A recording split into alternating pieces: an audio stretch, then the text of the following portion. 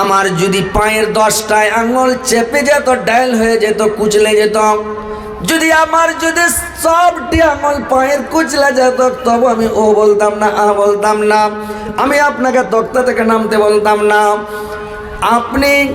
আপনাকে আমি মানে তক্তা থেকে নামাতাম না। আল্লাহর রাসূল বললেন সুবহানাল্লাহ, কত ঈসা ভালোবাসেন।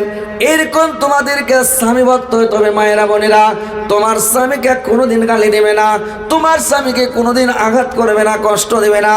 তোমার স্বামীকে তুমি ভালোবাসো, স্বামীর সেবা করো, দাবিদারি করো, খিদমত করো, স্বামীকে একটু ভালোবাসা দাও, আদর দাও।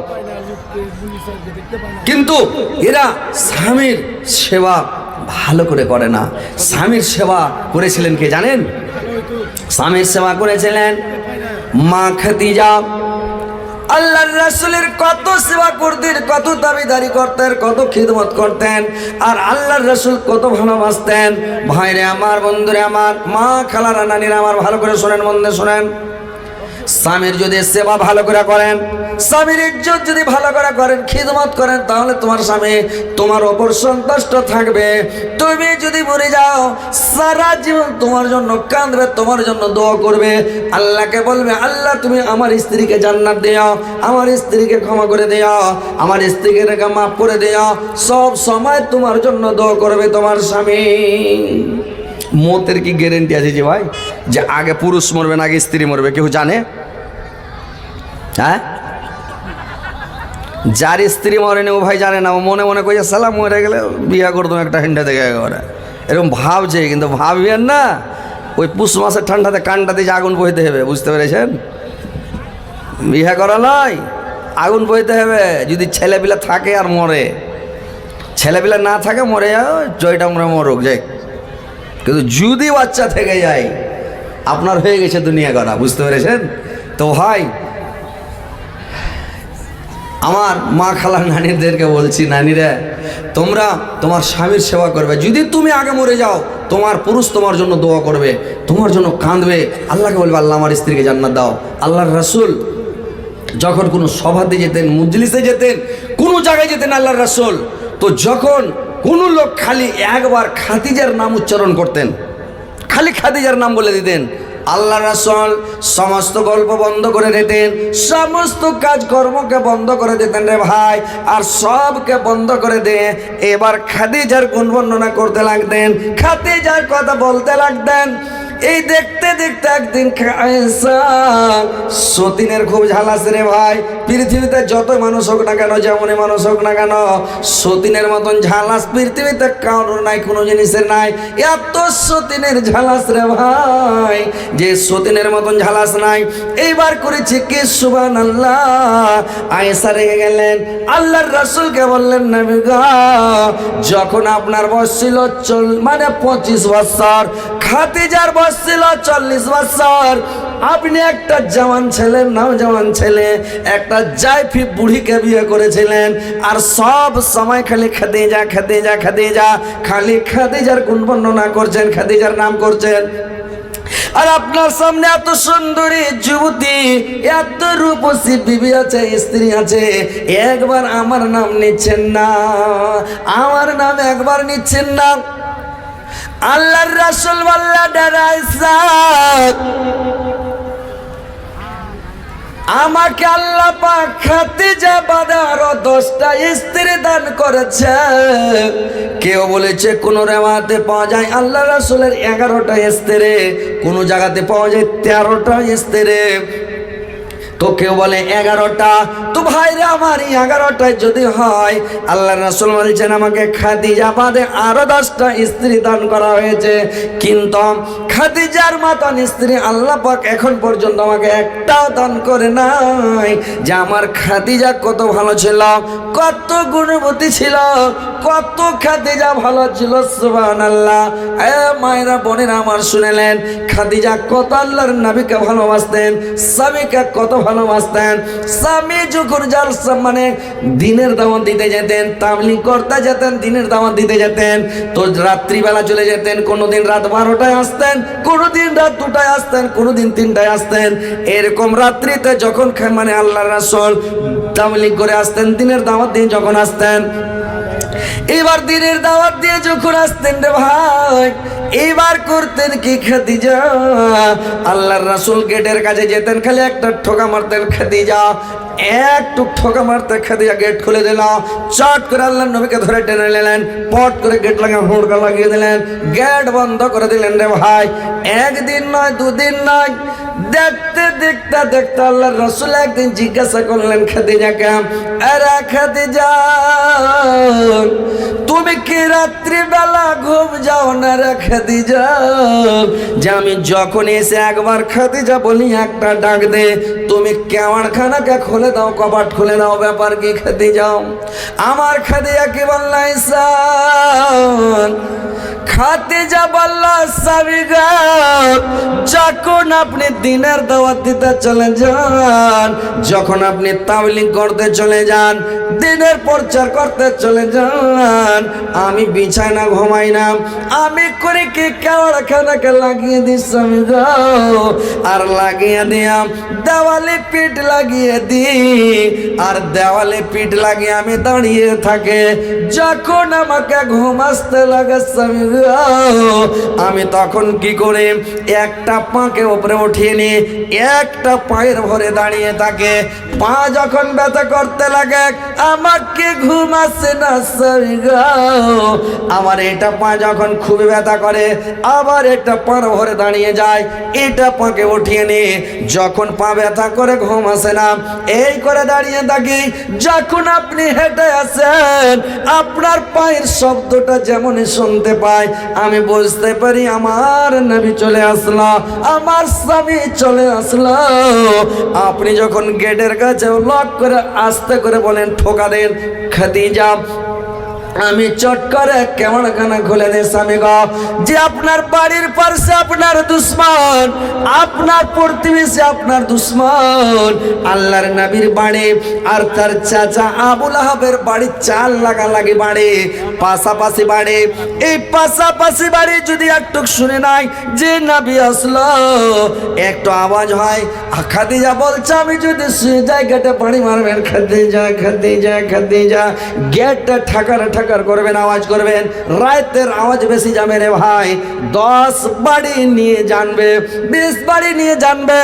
আমি যখন রাত্রে জালসা করে বাড়ি যাই, গেটে যখন হরেন মারি, 4 চাক্কার হরেন, সারা গোটা আমাদের গ্রাম জেনে নাই যে হ্যাঁ মুল্লি সাহেব চলে এলো।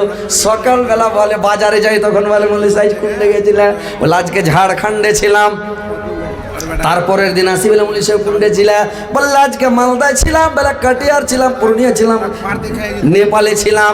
তো এইভাবে জানতে পারে ভাই তোর রাতের আওয়াজ কত দূর যাবে।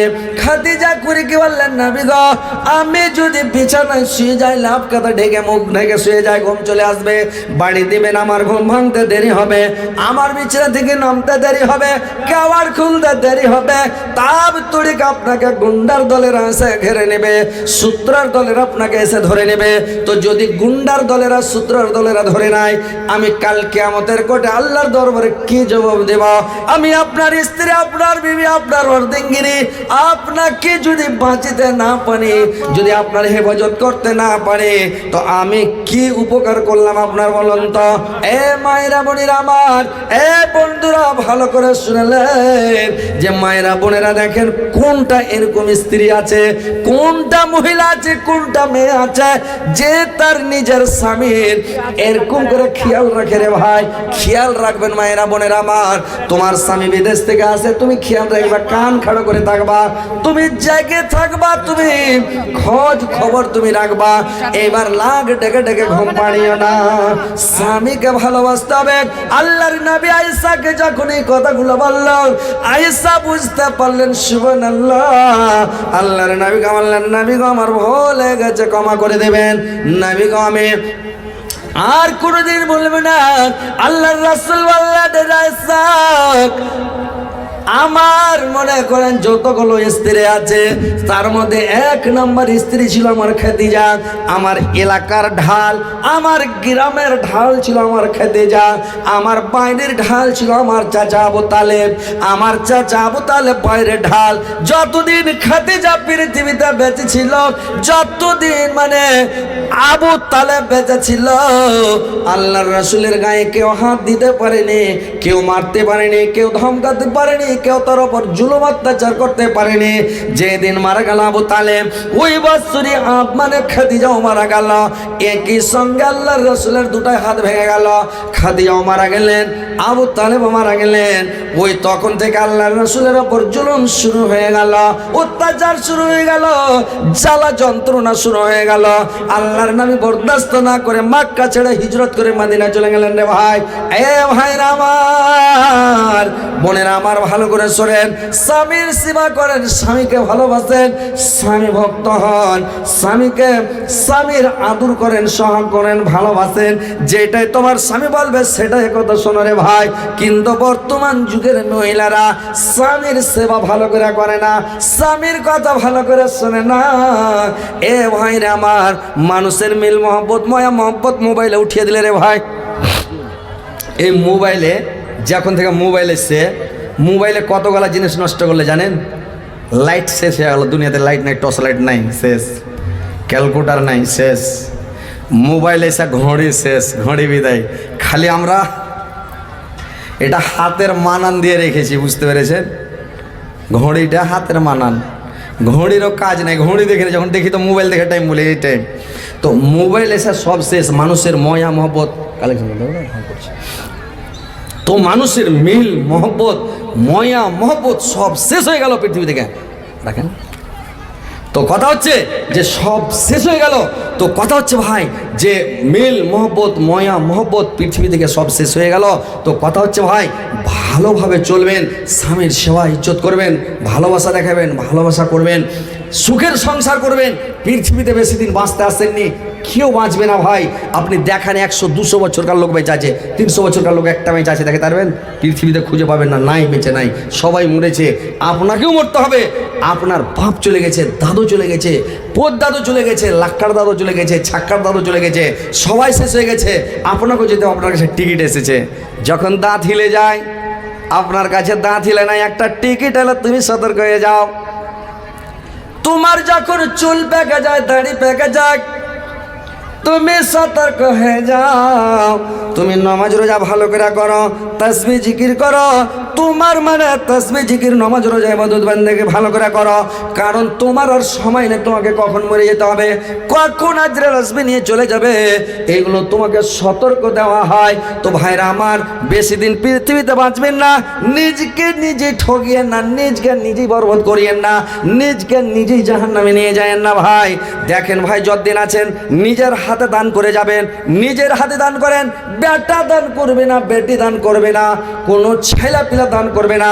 একটা বেটার লেগে টাকা কামিয়াম, আপনার 10টা বেটা আছে, 7টা বেটা আছে, 5টা বেটা আছে, বেটা প্রতি যদি 10 কোটি 20 কোটি টাকা যদি জমা করে দাও, কিন্তু মোহাম্মদের প্যান্ডেলে যারা মুখে ভিড় লাগিয়েছে, যারা ভলেন্টিয়ার আছে, যে সমস্ত মায়েরা বেটিরা ভলেন্টিয়ার করা হয়েছে তাদেরকে অনুরোধ করছি, মারা তোমরা এই যে তোমাদের মা খালারাকে একটু ভিতর দিকে বসাও ধর। তবে যে ওই গেটখানে সবাই ভিড় লাগাচ্ছে, এদিকে আগার দিকে যারা খালি আছে আমি দেখলাম, যেহেতু পিছনে ওরা বসতে পারছে না, দাঁড়িয়ে থাকছে। তো ভলেন্টিয়ার যারা আছেন, বাইরে ছেলেরা, যুবকেরা, তোমরা একটু ধ্যান দাও, যাতে করে ওদের সহযোগিতা করো, যাতে করে ওরা ওদেরকে ভিতরে বসাতে পারে আর দাঁড়িয়ে যেন না থাকে। আর বিশেষ করে যেনারা যাদেরকে ইনভাইটেশন করা হয়েছে, আপনারা এই রাতে যে আপনারা হোটেলে যে খাবার খেয়ে নেন, স্কুলে খাবার খাওয়াচ্ছে, আপনারা নিজের নিজের কার্ড নিয়ে যেয়ে হোটেলে খাবার খেয়ে নেন। আসসালামু আলাইকুম। তো ভাই, কথা হচ্ছে যে নিজের হাতে দান করে যাবেন। এটা মনে করিয়েন, আপনি যদি 10 কোটি টাকা একটা বেটাকে দিয়ে যান, আপনার বেটা বলবে যে আমার বাবা বেশি কিছু দিয়ে যায়নি, মাত্র 10 কোটি টাকা দিয়েছে, আমার বাবা যদি ইচ্ছা করতো আরও কিছু করতে পারতো, কিন্তু করেনি। আমার বাবা ভুল করে গেছে বা বদমাশি করেছে বা আমার বাবা কী করেছে, টাকা কামাই করেনি, ফুটিয়ে দিয়েছে, কী করেছে, যে সেই করেছে, মানে এই বদনাম করবে। 10 কোটি টাকা দিলে ওদের মন শান্তি হবে না।